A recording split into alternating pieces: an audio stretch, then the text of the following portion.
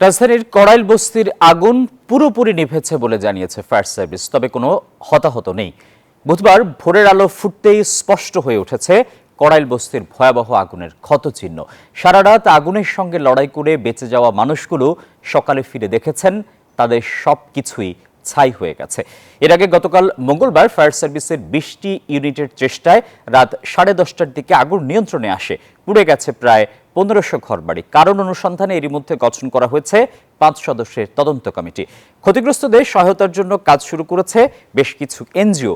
তবে ক্ষতিগ্রস্তদের অভিযোগ, পাওয়া সহায়তা প্রয়োজনের তুলনায় অপ্রতুল।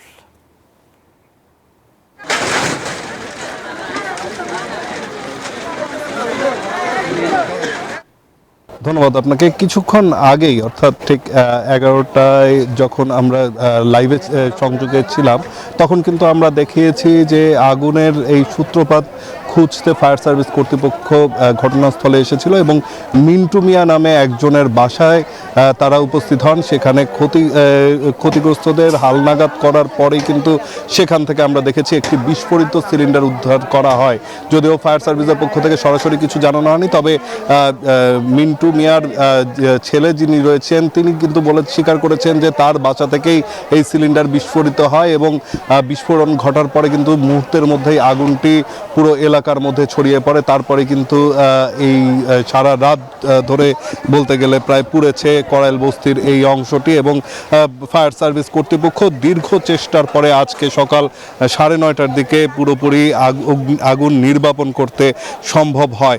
এবং যেমনটি দেখছেন যে এরপরেই এখানে যারা ক্ষতিগ্রস্তরা রয়েছেন তারা কিন্তু তাদের নিজ নিজ ঘরগুলোতে এসেছেন এবং আগুন যেহেতু খুব দ্রুত ছড়িয়ে পড়েছিল, তাই নিজের পরনের পোশাকটি ছাড়া কিছুই নিয়ে বের হতে পারেননি, যার কারণে তাদের যেই মূল্যবান জিনিসপত্রগুলো ছিল, দীর্ঘদিনের জমানো সঞ্চয় যেই অর্থ করি ছিল, সবই কিন্তু আগুনে পুড়ে ছাই হয়ে গেছে।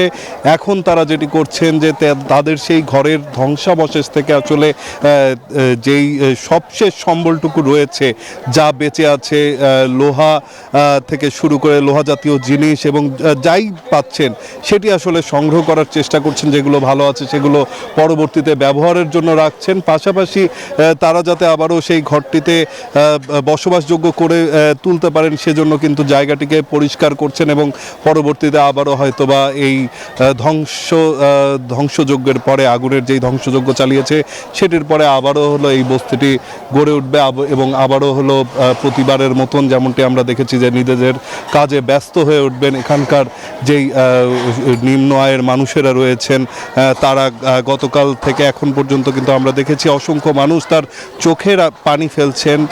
তারা যেটি বলছেন যে নিজেদের সব কিছুই এরই মধ্যে ধ্বংস হয়ে গেছে এবং সেই সঞ্চয়টুকু আসলে তারা উদ্ধার করার জন্য শেষ সময়ের যেই স্মৃতিটুকু আছে সেটি আসলে উদ্ধার করার জন্য তারা এখানে এসেছেন, সরকারের সহযোগিতা চেয়েছেন। আমরা এরই মধ্যে দেখেছি যে ফায়ার সার্ভিস কর্তৃপক্ষের পক্ষ থেকে এবং ত্রাণ ও দুর্যোগ মন্ত্রণালয়ের পক্ষ থেকে কিন্তু দুটি দল হালনাগাদ করছে এবং এখানে যারা ক্ষতিগ্রস্ত রয়েছে তাদের তালিকা নির্মাণের কাজ এরই মধ্যে চলছে। যদিও এখন পর্যন্ত শেষ হয়নি, সকাল থেকে কার্যক্রম শুরু হয়েছে, তারা তাদের মতন কাজ চালিয়ে যাচ্ছে। এছাড়াও বিভিন্ন সংগঠন, স্বেচ্ছাসেবী সংগঠন, তারাও কিন্তু এখানে এসে উপস্থিত হচ্ছেন এবং এখানে যারা ক্ষতিগ্রস্তরা রয়েছেন তাদেরকে আসলে খাদ্য সহায়তা প্রদান করা হচ্ছে। পাশাপাশি চিকিৎসা সহায়তা প্রদানের জন্য কিন্তু একটি অস্থায়ী মেডিকেল ক্যাম্প এখানে বসানো হয়েছে। পাশাপাশি বিভিন্ন সংগঠনের পক্ষ থেকে এইখানে যারা ক্ষতিগ্রস্ত ব্যক্তিরা রয়েছেন তাদের কাছে যাচ্ছেন এবং এরপরে কিন্তু এখান থেকে তাদের তথ্য হালনাগাদ করা হচ্ছে। এখানে যারা ক্ষতিগ্রস্তরা রয়েছেন তারা কিন্তু বরাবরই বলে আসছেন যে তাদের এই যে দুর্বিষহ জীবনযাপন বারবারই হলো এরকম ধ্বংসযজ্ঞ, নিজেদের স্বপ্ন এবং সঞ্চয় যেটি ক্ষতিগ্রস্ত হচ্ছে, আর কত বার আগুনে পুড়লে এই ধ্বংসলীলা বন্ধ হবে, এমনটি কিন্তু প্রশ্ন তারা আমাদের কাছে রেখে গেছেন। তো এই ছিল এখন পর্যন্ত আমার কাছে এখানকার সবশেষ তথ্য। জিকো, আপনাকে ধন্যবাদ। এক্সট্রিম মশার কয়েল প্ল্যান্ট ফাইবার দিয়ে তৈরি, তাই সহজে ভাঙে না, সুগন্ধিযুক্ত ও নিরবিচ্ছিন্নভাবে জ্বলে। ডেঙ্গু, চিকুনগুনিয়া বাহি সহ যে কোনো মশার বিরুদ্ধে দেয় এক্সট্রিম সুরক্ষা।